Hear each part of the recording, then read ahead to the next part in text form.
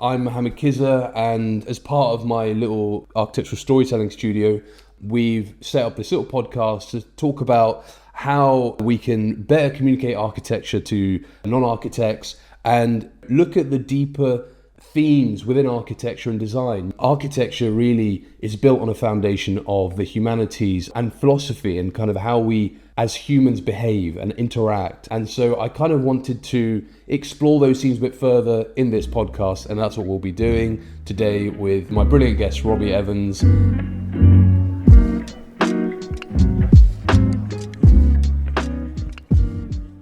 How's it going, Robbie? Yeah, it's all right. Thanks for having me on. How's it feel to be on the first episode of Momentous, to be honest with you. Momentous? Yeah, that's a good word. I mean, we go way back. Obviously, we studied at Sheffield together, and you're a part two architect. Yeah. And do you want to tell us a little bit about what you're doing currently, actually? Yeah, I currently work for a small practice in London called Daniel Johnson Architects. Currently work there as a part two architectural assistant. And I've been there for 2 years now, coming up to 2 years. Small practice of about 9 people. And we mainly work within heritage and the public-based sector. And we specialise in adaptive reuse with existing buildings. So that's kind of our avenue. But we get a lot of variety, and it can range from commercial to heritage to residential. That's broadly what we do. That's amazing. I kind of want to get straight into it, because what's so interesting is you worked for a large practice, I remember, as your part one. Yeah. Was it KSS? KSS Design Group, yes. And you guys were working on these kind of huge football stadiums, massive scale. Yeah. And now, and I know DJ to some degree, and I know the kind of work you guys do is much more smaller in scale, much more intimate. Yeah, definitely. And yeah, so I mean, how has your journey led you to what you're doing now, and what differences do you see between those two scales? I mean, when I was working within KSS, the reason I was there was obviously combined passion of sports and architecture, and I think coming out of that and going through my part two studies up in Glasgow at Strathclyde, I've always wanted to work within a smaller firm purely based on the fact that I wanted more site experience, because that's not something a lot of people who are young within the profession are afforded. And the responsibility you get quite early in your career can be limited when you're in a larger company. Not to say at KSS I didn't get that. I just felt that I wanted more of it. I think I wanted to progress. I felt, particularly during COVID, and a lot of people were either doing a mixture of working within practice and also working at university as a sort of part-time basis. They were excelling faster than I was, and COVID sometimes makes you feel that you weren't keeping up with the rest of people in the profession. So I think coming out of that, I wanted to really just jump straight in, give myself as much responsibility as possible, be surrounded by people who are good with detailed construction, which I think that's probably one of the main things. When I arrived at DJA, definitely was the detail, which you just get stuck in, really. And it's not about when you're working on bigger projects, you have far more 3D design, far more renders, far more stuff that's sort of big picture, whereas within a smaller practice, it's definitely smaller scale. A lot of it's 2D, a lot of it's just get as much straight away onto the paper, get the details down, and it's thinking about the smaller things. And they are smaller projects, both just in terms of program as well as the actual size of them. But that means that you have your understanding of architecture, and for me, what I've learned over the years is that detail really is a lot of the essence of architecture, and I think that you have to have a broad understanding of that, as well as space and the big flashy images we might see elsewhere online and within different elements of media. I think that's such a interesting point. Actually, we're going to talk about that in a little bit, because about the detail side of things. But I wanted to ask you, so. Going back to the idea of scale and zooming out from your own personal experience for a second, thinking about it sort of, I guess, more philosophically. Yeah. So with the work that I do, obviously at my own studio, we look at the urban scale, and we realize that exploring a project right down to that human scale is so important in giving an architectural story texture. Yeah. Do you find now, working in a practice, that you're actually looking at that smaller scale, that having worked in a larger practice, you've got that wider scale kind of picture, and does that come in handy? Does that come in use? And maybe even zooming out further, in general, like your views on architecture, do you feel like a good designer is one that actually does look at scales at multiple levels? I mean, definitely. I think you're always thinking about the project on macro and micro scales almost. And it always starts from when you're working within feasibility right up until, detailed and technical design. You constantly design with the idea of details in mind, even when you're looking at site and your 1 to 100 plans, all the way within the planning sphere as well. They show the sort of scales you're meant to introduce as part of that. But realistically, you're always thinking about the detail from quite an early stage, because you have to think about the atmosphere, the mood of the project you're designing. That always comes down into detail.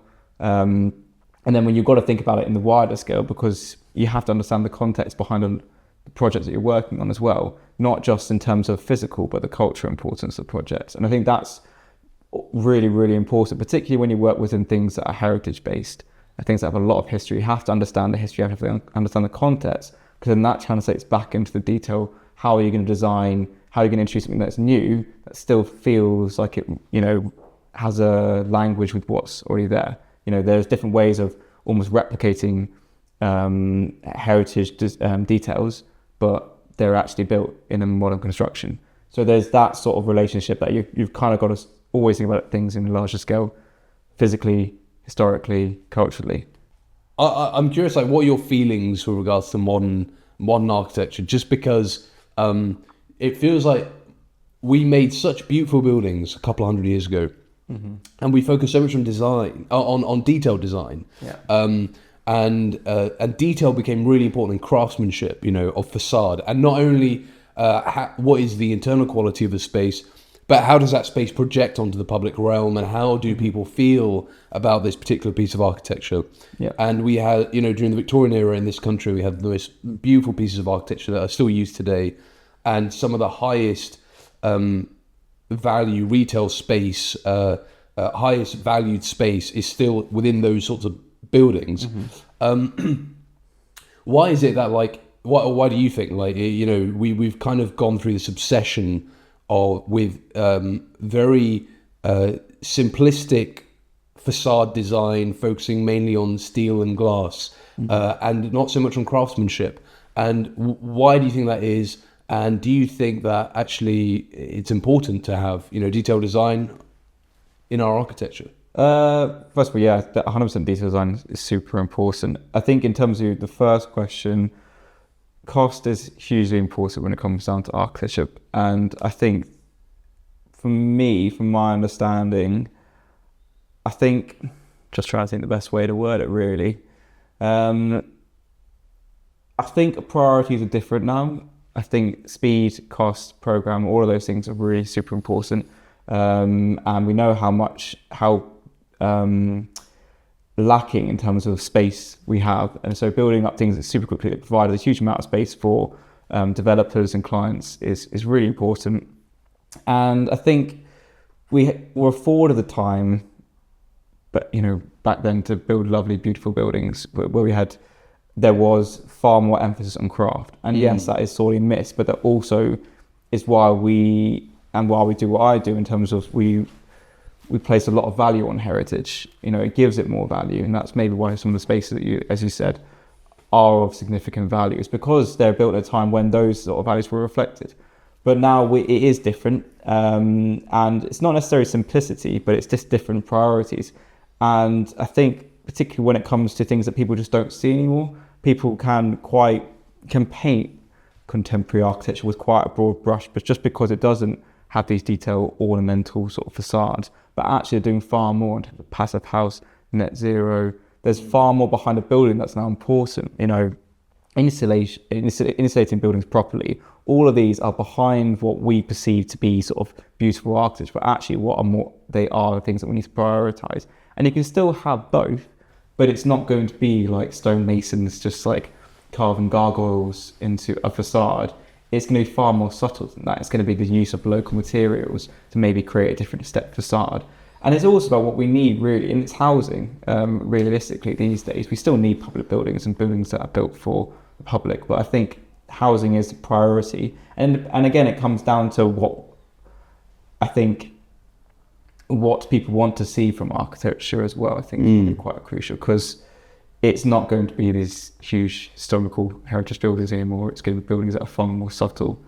And actually that's always comes down to the detail. And I think that's really what architecture is about. It's just a different kind of detail, in my opinion. Yeah, that's a good point. And I think there's a certain pride almost, it feels like, you know, when there's a place or a home that's been paid attention to in that minutiae level of detail. Yeah. You can almost tell, you can obviously tell in the design, but there's also a certain level of pride and love for that space, for the family who live there. And it kind of brings me to another point of legacy and memory. And if a piece of architecture, whether it's at the scale of a domestic scale of a house or at the larger scale, if it, I suppose a little bit of a theory that if it becomes part of our collective memory, if we love it as a community, or if it's our own home as individuals, it almost adds to the sustainability of that building. So this conversation around the environmental sustainability of a piece of architecture, instead of it lasting 20, 30 years being destroyed and being rebuilt, it's almost as if we pay more care and more attention in that design phase, we can make that building mean more to us, and therefore live longer in our collective memory and be a place that's special to us, that we want to revisit. So I don't know, it's not really a question, but I guess like, what are your thoughts on that? Like the idea of a place, that function of emotion, you know, that we sometimes overlook with the way the planning process is, and you know, it's all about cutting costs and it's all about value engineering. That idea of the function of emotion, how do you feel about that? I mean, architecture is emotion, really, at the end of the day, isn't it? It's how it's creating spaces that we have an emotional reaction to. Otherwise, it'd just be a box, which personally is what we do, is we coordinate to make something that is beautiful, hopefully at the end of the process. And I think when we do love something, we treat it with far more care than when we don't love something. And there are so many different variables at play in terms of what decides what we do care about, obviously. Yeah, like what, off the top of your head, like what would you say? It's a hard question, but like, what is it about us as human beings that we end up loving a space or a place? What is that thing? And maybe part two for that question is, how do you think we can work that into our design processes and how we communicate architecture? I'll try and answer the first question. Yeah, let's go. Yeah. I think the things that play into it, there is time, and obviously it's where social bonds are formed. I think it's quite important. Where people gather, and that could be on, you know, your family, or it's a community, which, you know, a lot of the places that are still, unfortunately, in certain cases, falling to disrepair are, you know, community halls, religious buildings, churches, which have sort of been, these are the buildings that have lasted. You know, you go to Glasgow and you see a church on every single hill. But these are things that people look after because they're where bonds are formed, not just spiritually, but with the community. And we may be lacking of those, I think, currently. And I think so. It's for where your bonds are formed, and obviously when it comes to a house, in terms of where your family are together and memories are made. And there's longevity in that, and longevity is crucial in architecture, in my opinion. And because that's when it becomes ingrained and things are built around it, it talks the buildings. It's not built up in one go. It has to be built over time. I think architecture can't be something that just springs up and suddenly everybody loves it. It might be it might spring up and provide an activity or a space, but then that's bonds that are formed, and that's community. That's a really interesting point. And sorry to cut you, but on that last point you just made, do you feel like as architects we sometimes think that, you know, we sometimes have this immense self-belief that we are going to make this amazing place and design this amazing place, and it's going to mean something. Do you feel like, you know, what you just said about the time factor, do you feel like sometimes we forget that as designers, that time factor? And I don't know if it's like an ego thing or if it's just the way we kind of taught at architecture school, where it's kind of like there's a problem, here's a solution, design the solution. Yeah. And you do assume, I guess, sometimes, particularly when you're at uni, what you're designing sometimes is the right response. But we know, in architecture, it's difficult because what we do is subjective, and we all know that from our reviews throughout university that people don't agree with what we produce. And we also know that when you're at university and you're given a site, there are about at least 30 other different responses to that site. And each one of us believes that our one is right because we have our own emotional attachment to it as well. It's almost for ourselves, and we imprint ourselves on the designs that we have, which is why maybe we want people to love it as well.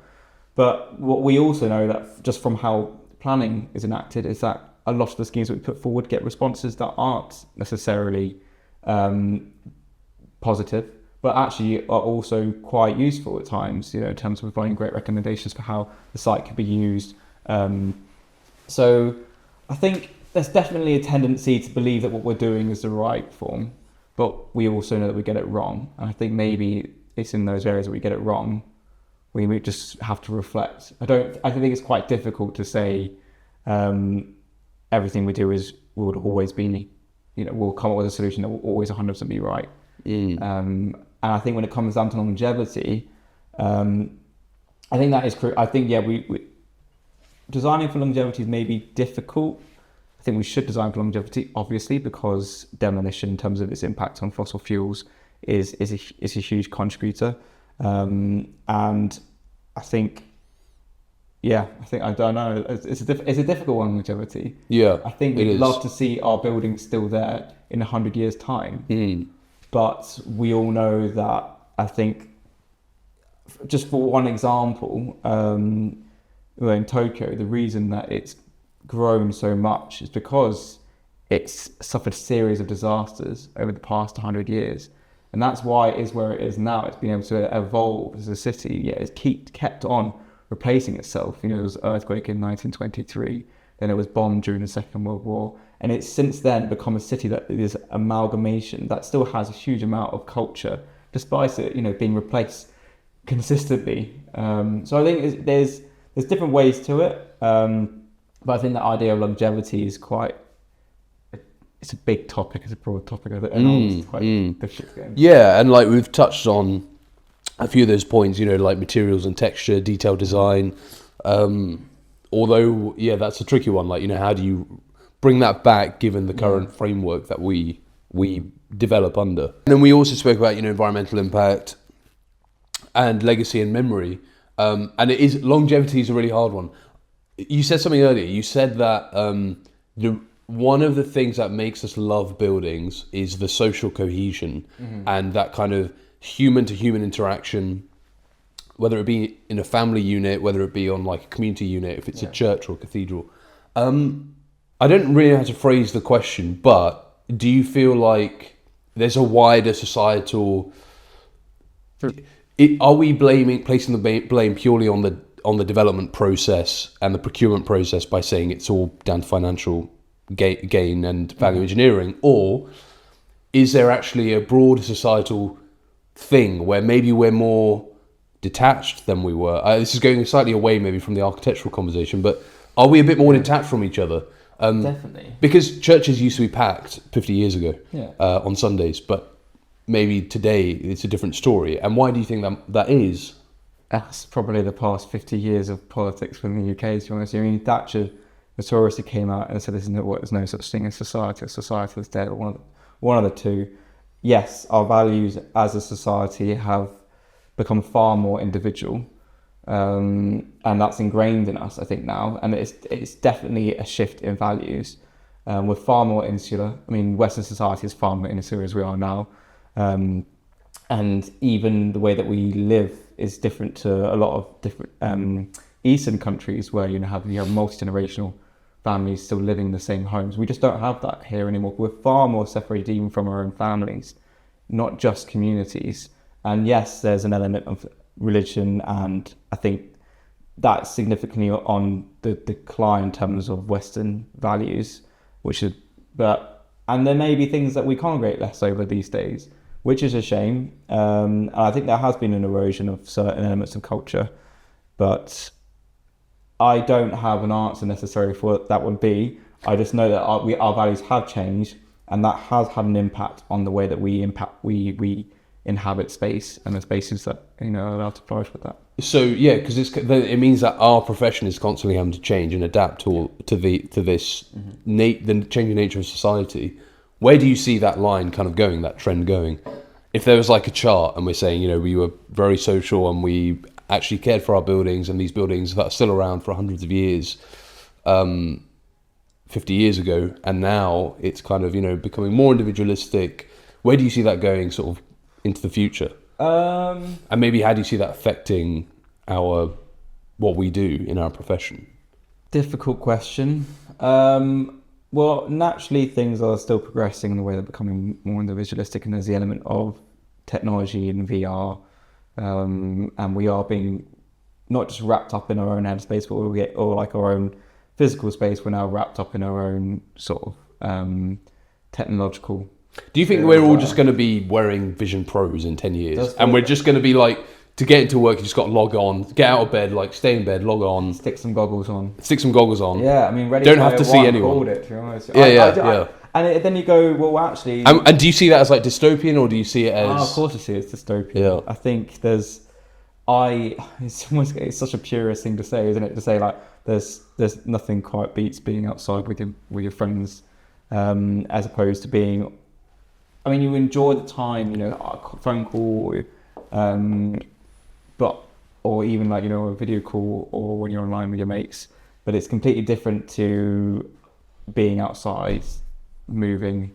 And I think that could have a huge impact on how the spaces around us are treated, and how architecture is designed if we're not really bothered by the experience of it.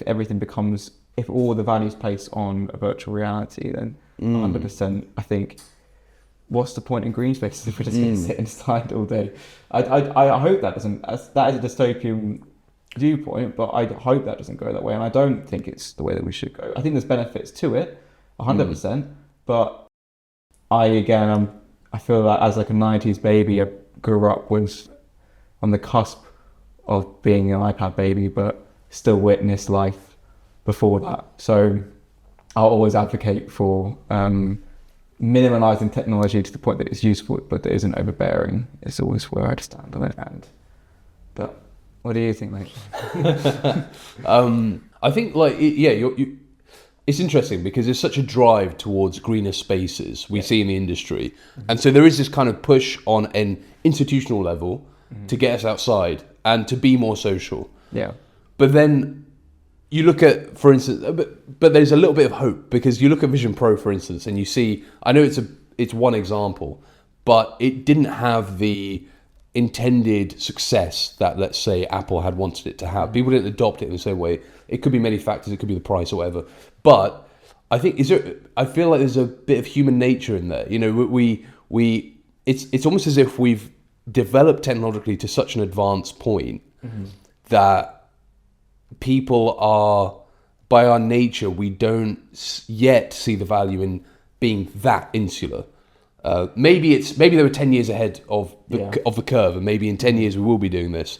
But it feels like you say, like we all still have that desire to be outside with our friends and to socialize, and it feels like maybe it appeals to a more marginalized population as opposed to the mainstream. You'd hope so, I think. Hopefully. I definitely agree. It was met with a lot of comical videos online of people walking around with the goggles on, and there were a lot of people just saying this is ridiculous. So there is still, I think, you're right, movement to prevent something like that happening. The same with the neurochip. I think it's those sort of things where be mad to do something along those lines. Yeah. But yeah. Yeah. Yeah, it's and then it's interesting to think, how does that come back to us talking about architecture, and are we all just going to design little boxes for us to exist in, where we have like internal gardens, we wake up, put on our Vision Pros, do all of our work. Exactly. Hope not. Hopefully not. Yeah, it's an interesting time, isn't it? So you mentioned earlier so we were talking about, how do we give place meaning? And this is quite important. I know I'm coming back to this again, but the work that I do with Khizr Studio, for instance, that is the core, I think, of spaces and buildings and successful architecture is what is it about this bit of architecture that we love, and communicating that is what can make us all love buildings and architecture again. And so when it comes to, so you were talking about the social aspect, and you were saying that Western society's kind of shifted into such a individualistic and maybe technocratic, I don't know if that's the right word, but place that. But you also referred to some Eastern cultures being still more open socially, and then you also mentioned maybe religion plays into this, or maybe it's just something cultural. What's your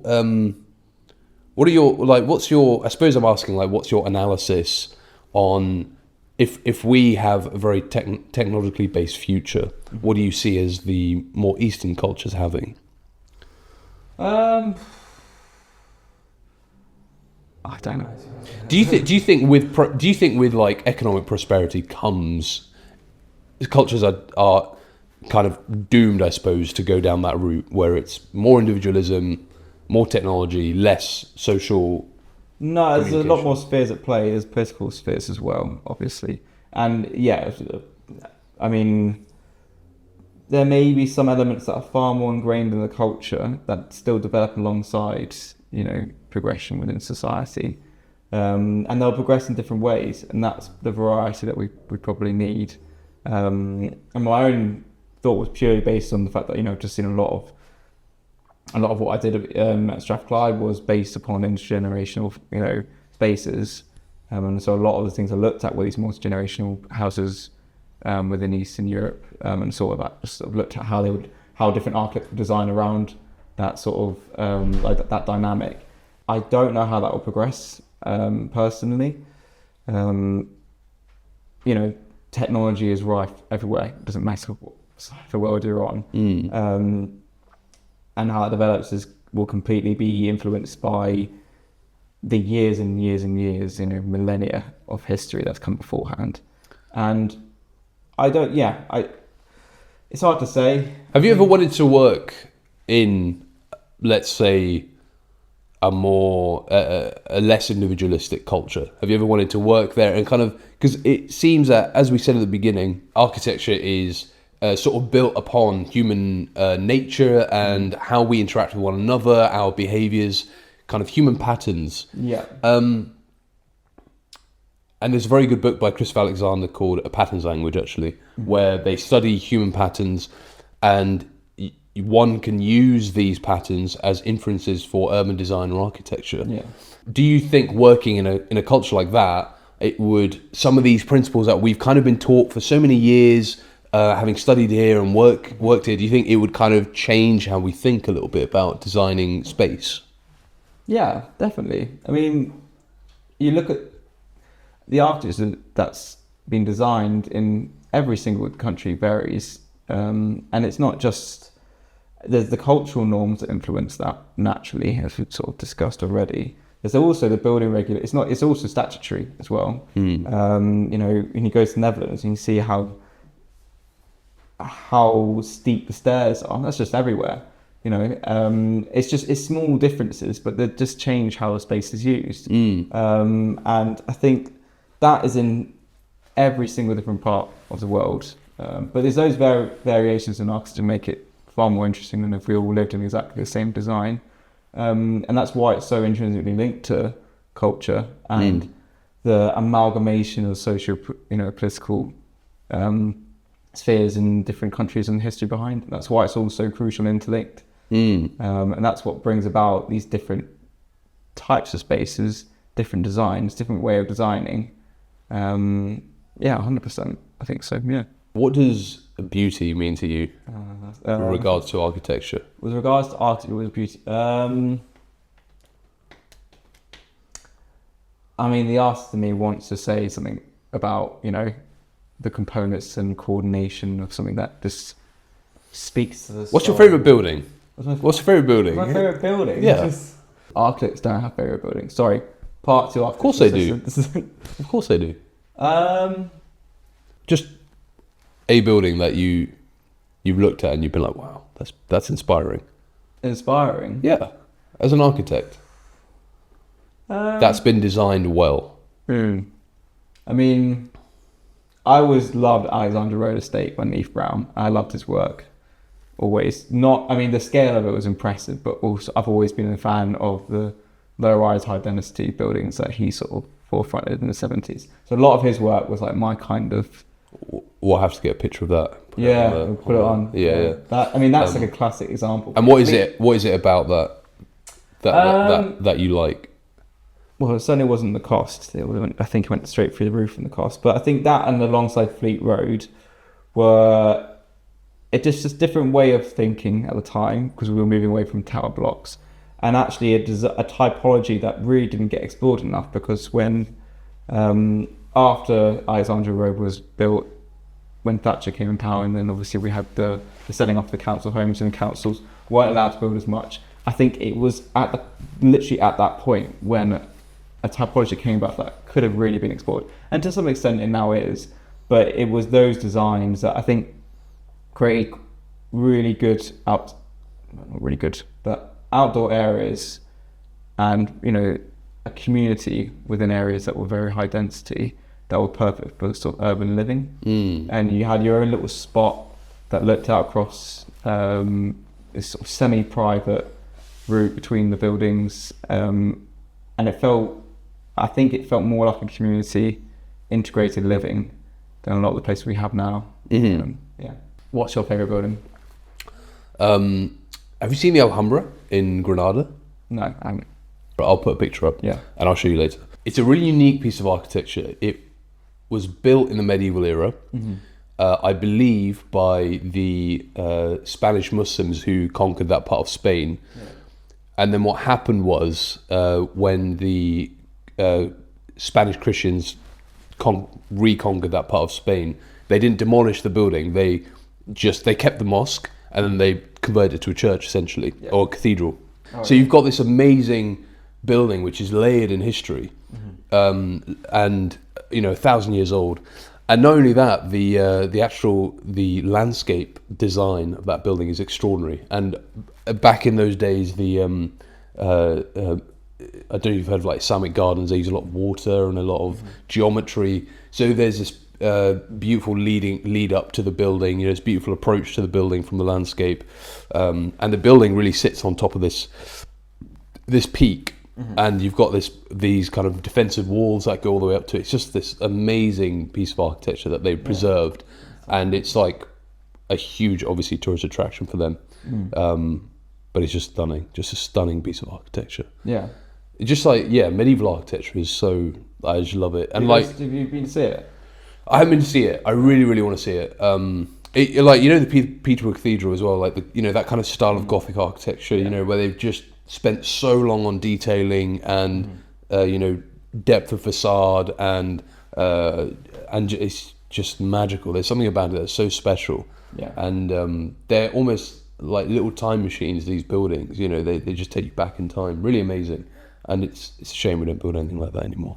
But I think one thing that's quite interesting about you, Robbie, is I remember when we were at university and we were studying architecture, and one thing that just really stood out with your work was these amazing renders you would do. And you put a lot of like time and energy into how you're going to communicate your architecture to like a non-architectural audience. Now, obviously, that really interests me. With my studio, that's what I do. Khizr Studio, look at how we can communicate architecture to non-architects. Yeah. So I was wondering, first of all, is that something that you still, put emphasis on in your work? It's not something we do as much at my work, unfortunately. It's just because it's just the nature of the work, and that's completely fine. But it is. Is it something you still care about? Oh, it's something I just love doing. To be honest with you, I just think you can lose so many hours just creating the right shot of your project, getting the nice reflections across all the surfaces, getting the materiality just right, composing an image that sells your project in the right season. There's different ways of selling it, and the lighting. I think I just sort of lose creating like an image which sells a building. Is definitely something that I just lose time while doing it. It's just something I just love to do, and it's definitely something I love to do at uni. I think the whole point of when I started to get into these images, I just sort of sat down one day in second year, just had a crack at it, and just sort of just on Photoshop and grab some images and just sort of laying up the textures. For one project, I think I did 4 of the same image throughout different seasons of the year, just because I wanted to just test it out, how to create the image. And doing that was sort of aligned as well with the amount of time that I was investing within architecture. And it was one of those times when what I put in, I felt like I felt the stuff, the feeling I got out of it was worth it. Yeah. And I think that was, it's definitely something I still love to do. And I have done obviously a little bit during my profession at DJA, and also at KSS. I think in the future it's something I want to do more of, whether that's in an individual capacity or organizational, I don't know. You've always, like in any conversation we've had regarding architecture, you've always said, in 10 years or 5 years or whatever, I'd love to. Well, I remember we had a conversation where you said you'd like to have your own rendering studio. Is that still something, that was a while ago now, so I don't know if that's still something you're thinking about? And if it is, what's stopping you from doing it? Because I'm a big fan of your work when it comes to the renders, and as your friend, it would be amazing to see you push it and really go for it. It's not something I've written off, definitely not. The issues I have with doing it, I think, are... Firstly, there's elements of architecture. You could announce it here, by the way. On the podcast. You could announce it here. Robbie Evans is in your studio. I think there's 2 things I can think of. Firstly, you miss out on the design of it. You'd be taking somebody else's design. I think that just misses out a lot of the creativity. A lot of the fun elements of architecture still kind of would be lost within that if I was to move that down the line.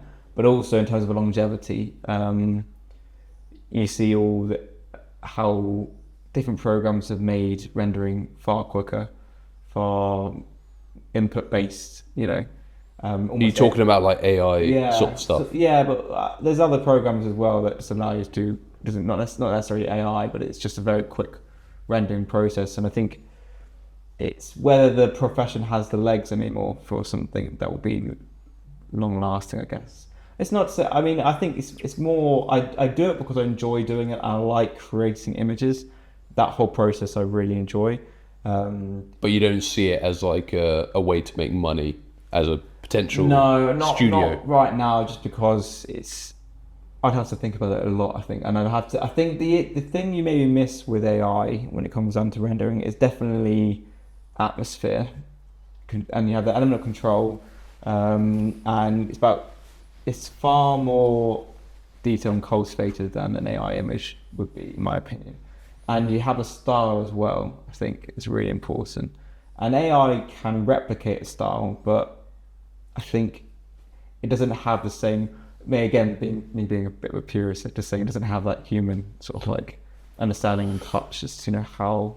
Well, I agree with you, and I think even with AI, I think my personal view on this is I think people get confused into thinking it's going to take their jobs or take certain job roles, but...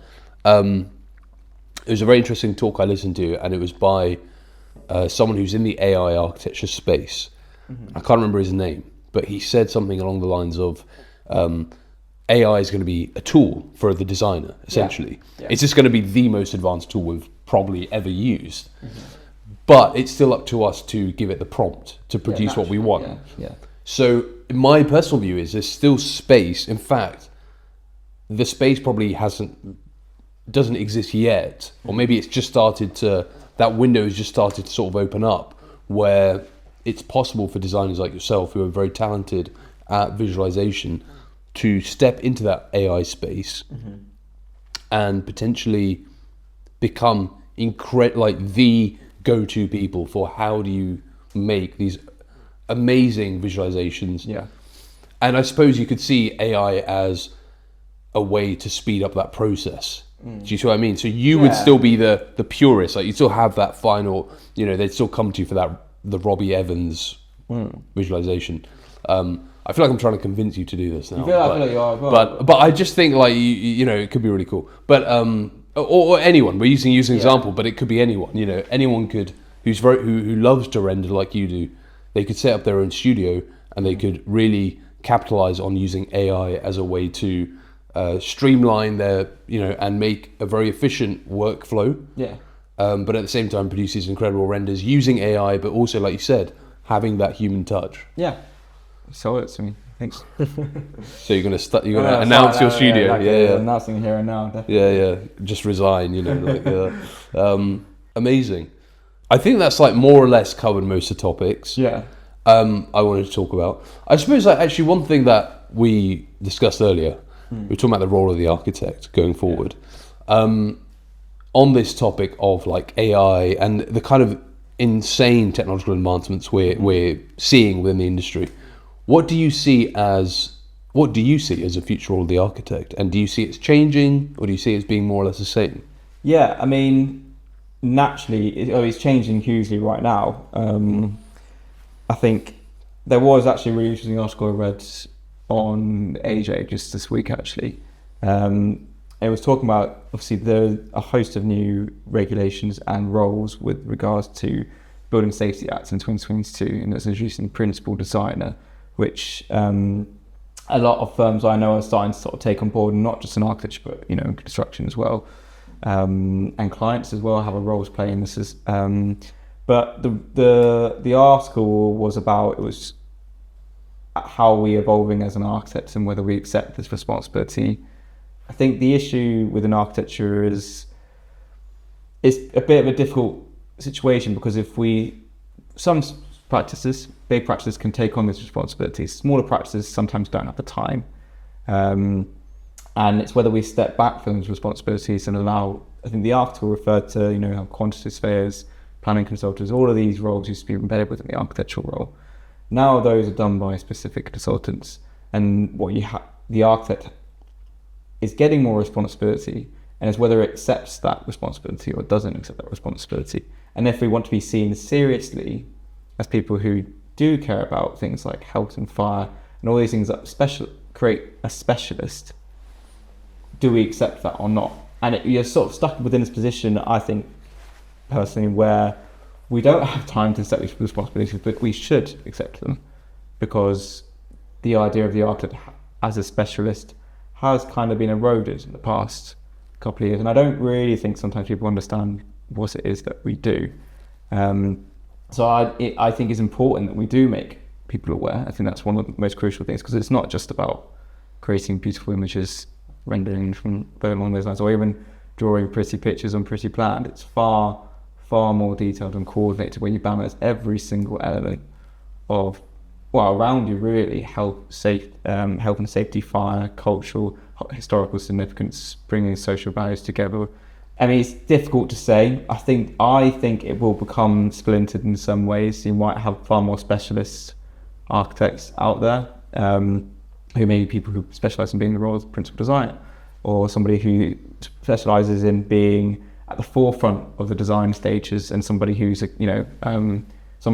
deliverer who delivers the project, splitting it in two. I think we are in a position where we need to evolve as a profession, and it's a wide held view that we haven't. Where that goes, I think, like I said, specialising will give us that extra sort of gravitas, and maybe start to make public how many different roles we are expected to carry out. The whole idea of being an all-services architect, I think it's the increasing burden upon architects is. I don't know what you think of this as well, but yeah, I think there is something to say that it is a breaking point, because some places just don't have the time to factor that in. Where's the time going to be found? Is what I say. Yeah. No, well, it's really interesting you say that, because I completely agree with what you're saying about making people more aware of what it is, Yeah. that goes on in our industry. And it kind of comes full circle back to the studio that I set up, Khizr Studio. The core aim of Khizr Studio is to communicate architecture in a more efficient and elegant manner than we've done before, which unfortunately, like you say, there's a bit of a lag time in our industry where we don't adopt new technologies as quickly as some other industries do. And I think that barrier of kind of removing that veil and allowing transparency between our industry and the general public. I mean, this is one of the things we're doing on this podcast is actually talking about these things. And again, it ties into the purpose of Khizr Studio, trying to communicate architecture in a way that isn't this kind of very clinical kind of specialized thing over there, but actually the thing that we've already discussed, the thing in architecture that is so important is that human element. Yeah. And that human element is something we can all relate to. It doesn't need to be someone who's, like us, who's spent so long studying architecture. Yeah. Obviously, an architect, like you said, architecture is so vast and so deep in what it is. And that's obviously where the specialization comes in. But in terms of understanding buildings,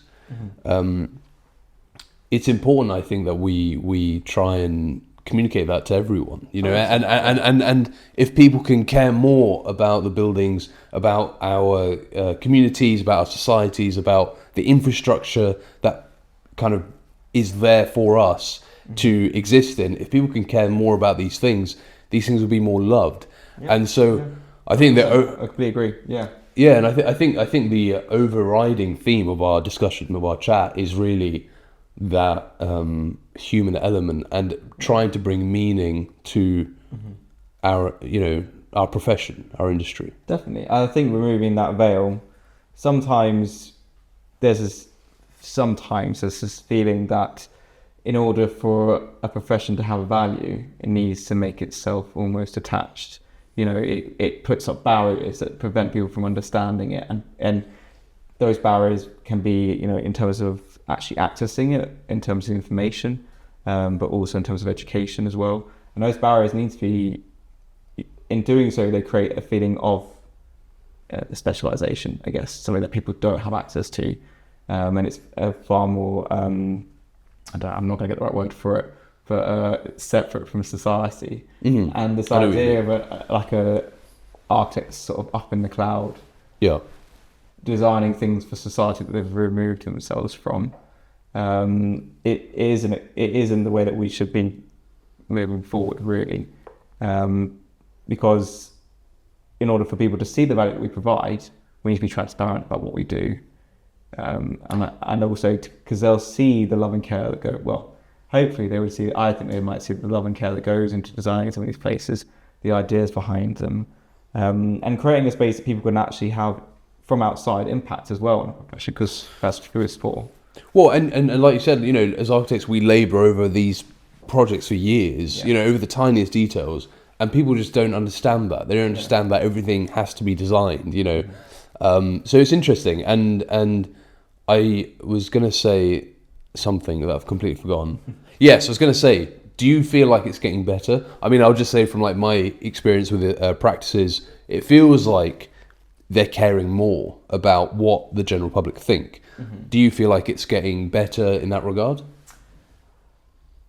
I feel like it's slow. That's a difficult. I mean, I think you can see it in different industries. I mean, social media, the idea of reputation. These are such big things right now.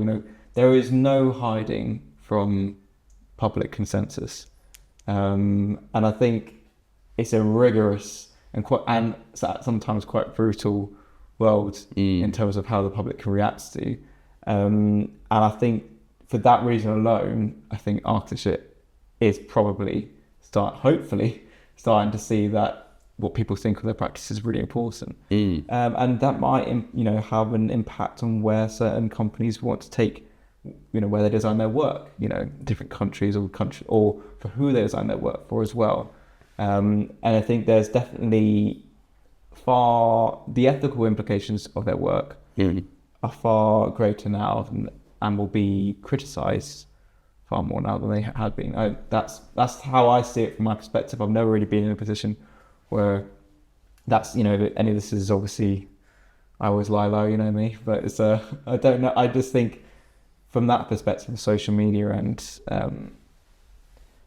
I think it's definitely progressed. But yeah. Amazing. Yeah.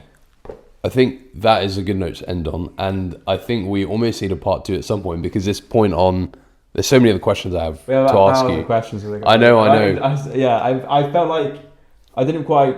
Maybe I should have sort of realised it was more of a conversation rather than like an interview at the beginning. No, you did really well. You did really well. I'm really happy. How do you end a podcast? Are you supposed to? I think you're gonna have to take this separately. To be honest, you have to have like a cut at the beginning and a cut at the end. Is that how they do it? I don't know if that's how they do it. I just think it's like maybe this is the way we end it. We just until then they just fades to black or worse. Yeah. And we're just rambling on about. And just say it's part 2. Yeah, exactly. Watch part 2. We continue the next. All right. Yeah. Amazing. Give me a say. Thank you very much, Robert Evans.